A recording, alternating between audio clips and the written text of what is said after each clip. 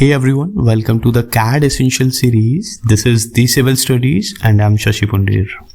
Look, I'm not here to rush you through AutoCAD commands or through a bunch of shortcuts at you. We are going to take our time, break things down and actually understand what's happening behind the scene. Because here is the thing, you can learn to click buttons anywhere, but understanding why you are clicking them, that's what separate makes someone who uses AutoCAD from someone who actually master it. Now before we even open the software, I want to tell you a story.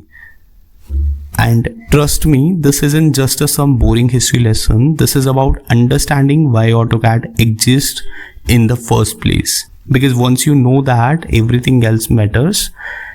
Everything else start to make sense. Alright, let's go back to the early 1980s for a second. And imagine you were an engineer and you want to design something, maybe a building or a bridge. You basically had two options. Option number one, use a CAD system. But here is the catch. These CAD systems run on a mainframe computers. Now, when I say mainframe, I do not mean like a big desktop. I mean machine that filled entire rooms. Machine that cost hundreds of thousands of dollars in 1982s. Only massive companies like Boeing or Ford could afford these things. So if you worked at a small firm, if you were a student or an independent engineer, forget it. You couldn't even touch this system due to high cost.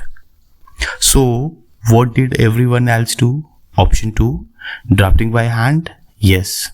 And I mean everything by hand. You did have this drafting table, T-square, set squares or technical pens, tracing papers, and you do sit there and draw every single line. Now let me tell you what that actually meant in real life.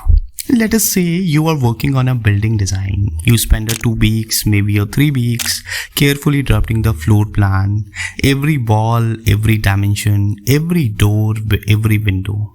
You ink it all in with these technical plans very carefully, and then the client calls you and said, hey, can we move this one wall, just shift it over by a meter? Sounds simple, right? Just one wall.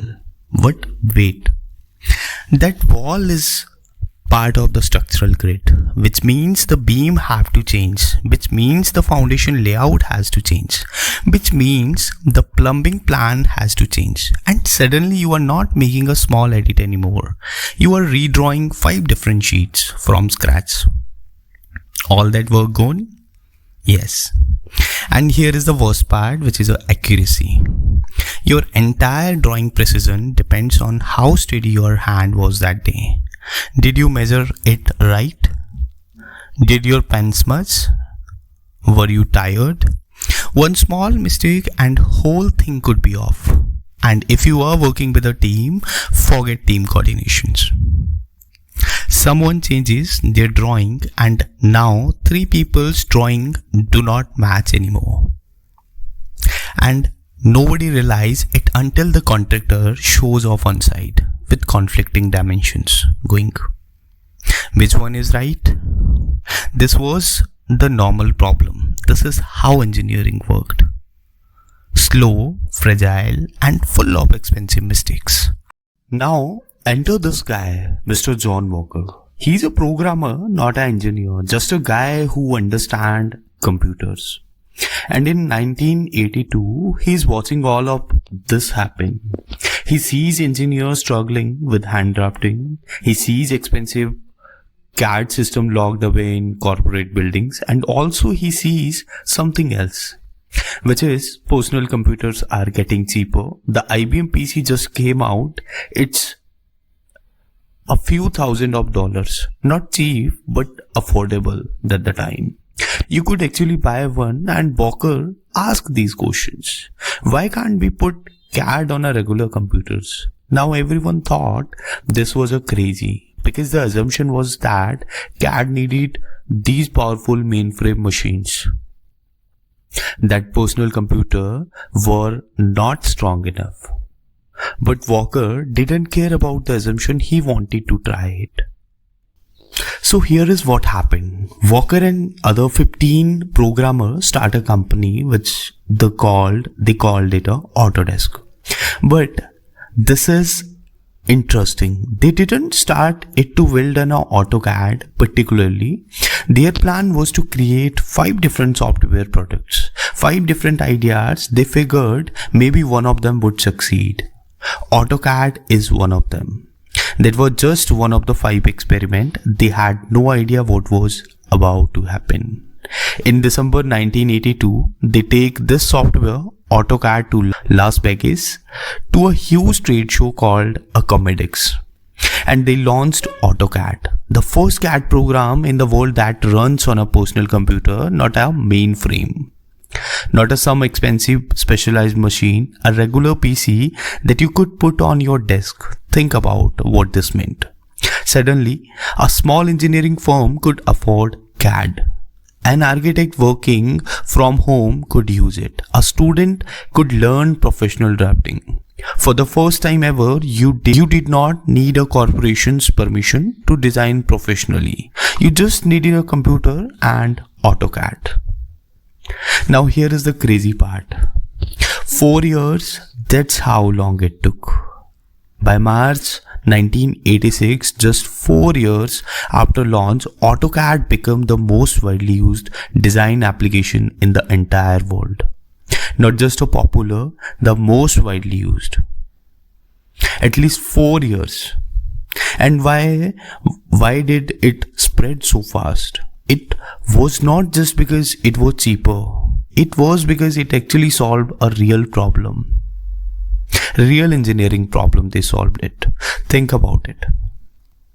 You could finally make changes without redrawing everything. Precision was not about your hand skill anymore. The computer handled that. Revision became simple. Edit instead of starting over. Team could actually coordinate their drawings. One dimension change, it could update everywhere automatically. AutoCAD didn't just digitize drafting. It completely changed how engineers think about accuracy. Now let me fast forward to show you that this still matters today. Shanghai Tower, you might have heard about it. 632 meter tall, second largest building in the world. It has this insane twisting design, like the building is spiraling as it goes up. When they started planning this, they hit a wall immediately. Traditional method could not handle it. Even modern softwares struggled. The geometry was too complex, so what they did to do? They used AutoCAD and BIM. The design team used it to visualize the entire tower in 3D, to nail down that precise twisting geometry, to coordinate mechanical, electrical, structural system across 128 floors. To catch problem before construction even started, the owner literally said AutoCAD and BIM were the essential for design, construction, and management of entire project. That's 2015, and that's a modern mega projects, and AutoCAD was still absolutely critical.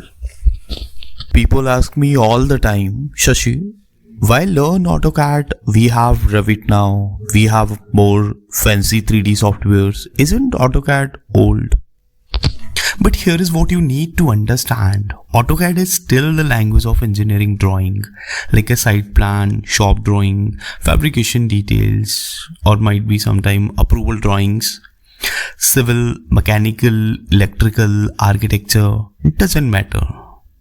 AutoCAD is still the foundation. But more than that, AutoCAD teaches you something no other software does. It teaches you to think in coordinates, to understand scale properly, to respect dimensions, to be responsible for every single line you draw. Because here is the truth, and I'm being completely honest with you. If you do not understand AutoCAD fundamentals, you do not really understand how technical drawings work. And that show up. on construction site, and that show up on construction site, in fabrication shop, in coordination meetings with the team, in error, in rework, in project going over budget. The engineer who's drawing actually work in the field, they are the one who understand these fundamentals. So here is what we are going to do in this series. We are not rushing through commands. We are not memorizing shortcuts just to look busy. We are going to understand the logic behind AutoCAD. We will start with the real fundamentals. How does the coordinate system actually work, and why does it matters?